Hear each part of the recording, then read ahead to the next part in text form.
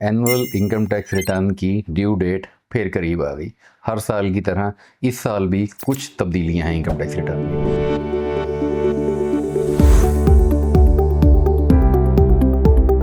देखिए, income tax return की due date 30 सितंबर हुआ करती है। इंडिविजुअल, एओपी, सैलरीड पर्सन, इन तमाम की जो रिटर्न्स हैं वो 30 सितंबर को फाइल होती हैं। इसके बरक्स कंपनीज़ की जो एनुअल टैक्स रिटर्न्स हैं वो अगर स्पेशल ईयर नहीं है तो वो 31 दिसंबर उसकी डेडलाइन है। अब हर साल की तरह ये बड़ा शोर होगा होता है कि जी इनकम टैक्स रिटर्न की ड्यू डेट क्या है, कब फाइल करनी है, डेट एक्सटेंड होगी, क्या रिटर्न आ गई है। जो प्रोफेशनल्स हैं, जो काम करने वाले हैं, उनका कंसर्न होता है कि क्या एरर फ्री रिटर्न सिस्टम में अवेलेबल है। जब हम कैलकुलेशन करेंगे तो क्या वो तमाम कैलकुलेशंस राइटली मैथमेटिकली और जो उनकी कैलकुलेशन है वो तमाम की तमाम सही तरीके से हो पाएंगी या नहीं। तो ये वो सवालात होते हैं जो कि पहले 1-1.5 माह के अंदर हर वक्त देखे जाते हैं। हर साल की तरह इस साल भी एफबीआर ने इनकम टैक्स रिटर्न तो नो डाउट लॉन्च कर दी है, लेकिन अभी तक कुछ उसके पोर्शंस ऐसे हैं जहां पे प्रॉब्लम्स हैं जो कि एड्रेस नहीं हो पा रहे। कुछ रिटर्न्स अभी अवेलेबल नहीं है सही तरह से। एफबीआर का सिस्टम बार बार हैंग हो रहा है, स्लो हो रहा है। पहले ये होता था कि ये साल के एंड पे हुआ करता था, अभी ये कंटिन्यूसली पिछले 1-1.5 साल से तो ये प्रैक्टिस बन गई है कि एफबीआर का जो सिस्टम है वो कंटिन्यूसली स्लो डाउन हो रहा है। और आप जब भी खोलते हैं अपनी रिटर्न फाइल करने के लिए आपको प्रॉब्लम आती है, कई कई दिन सिस्टम नहीं चलता बीच में। रिटर्न फाइल करने के हवाले से ये तो प्रॉब्लम्स चलें सिस्टम के एंड पे आ रही हैं, रिटर्न अवेलेबल हो जाएगी। करने वाला काम क्या है, आप लोगों को बारहा याद दहानी करवाई जाती है वो डॉक्यूमेंट्स क्या चाहिए जो आपने अपनी इनकम टैक्स रिटर्न फाइल करने के लिए लेके आने हैं, कौन कौन सी चीज़ें हैं। शोरों होगा, आप लोगों ने बहुत सुना है कि एफबीआर ने बहुत सारे इख्तियारात दे दिए, बहुत सारी चीज़ें अब वो चेक कर रहे हैं, डेटाबेस बहुत ज़्यादा इकट्ठा हो रहा है, बैंक्स का डाटा एफबीआर के पास जा रहा है। आपकी जो भी हिस्ट्री बन रही है, फाइनेंशियल हिस्ट्री, वो एफबीआर तमाम की तमाम को मॉनिटर कर रहा है। तो ये जो सीन बनता चला जा रहा है, इस सीन के मुताबिक डॉक्यूमेंट की जो लिस्ट है आप लोगों की, वो डॉक्यूमेंट की लिस्ट में एक दफ़ा दोहरा देता हूँ ताकि आपको पता चल जाए कि आपने जब अपनी इनकम टैक्स रिटर्न फाइल करनी है तो वो कौन कौन से डॉक्यूमेंट हैं जो कि आपने लेके आना है और उनके मुताबिक उन चीज़ों को मैनेज करके अच्छे से अपनी इनकम टैक्स रिटर्न फाइल करना है।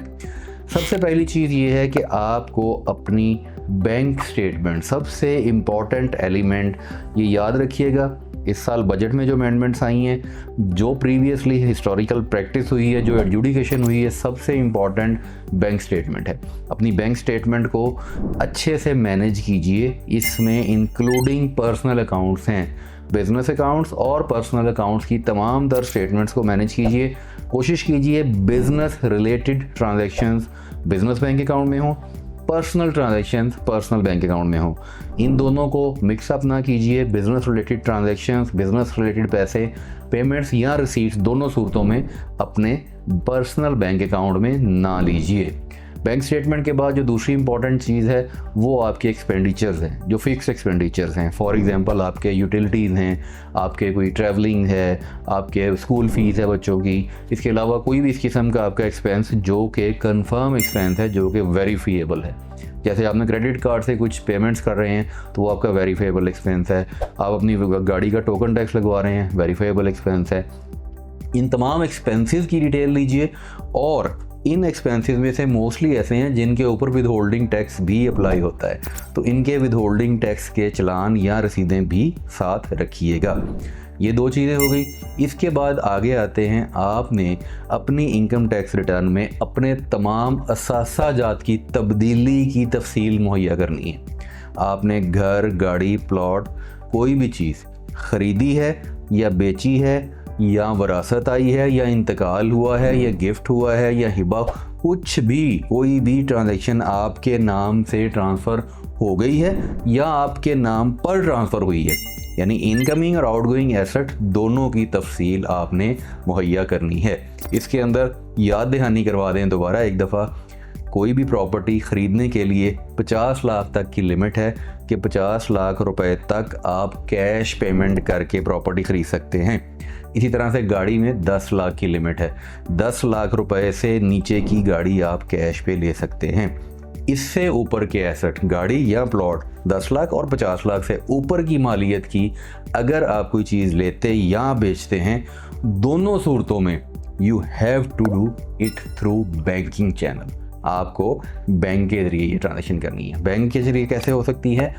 Any digital mean, any banking instrument, online transfer ले लें, चेक ले लें, पे ऑर्डर ले लें, किसी भी जैज़ कैश, इजी पैसा, what ever, any digital mean, physical digital दोनों, कोई भी मीन हो लेकिन बैंक टू बैंक ट्रांजेक्शन हो। और इसमें एक और गलती हम बहुत बड़ी कर जाते हैं कि ट्रांजेक्शन बायर और सेलर से हो, ना कि पेमेंट आपको जैद के अकाउंट से आ रही है और चीज़ आप बकर को बेच रहे हैं। ऐसे नहीं होगा। तो आपको ये रिमाइंडर के तौर पर बताया गया, ये आपकी टैक्स रिटर्न के बेसिक डॉक्यूमेंट्स हैं।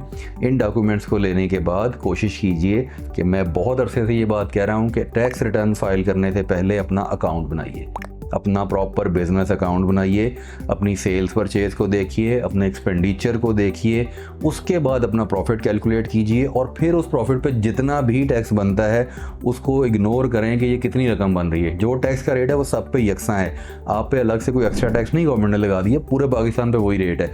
आप अपने लाइफस्टाइल को मैच कीजिए, अपने एक्सपेंडिचर को देखिए, अपनी चीज़ों को देखिए कि आपको कम अज़ कम इतनी आमदन चाहिए, उतनी आमदन के हिसाब से अपनी टैक्स रिटर्न फाइल कीजिए और उसका प्रॉपर अकाउंट बनाने के बाद, ताकि आप जब बैलेंस शीट बनाएं अपनी, तो आपके पास अपना हिसाब किताब मौजूद हो।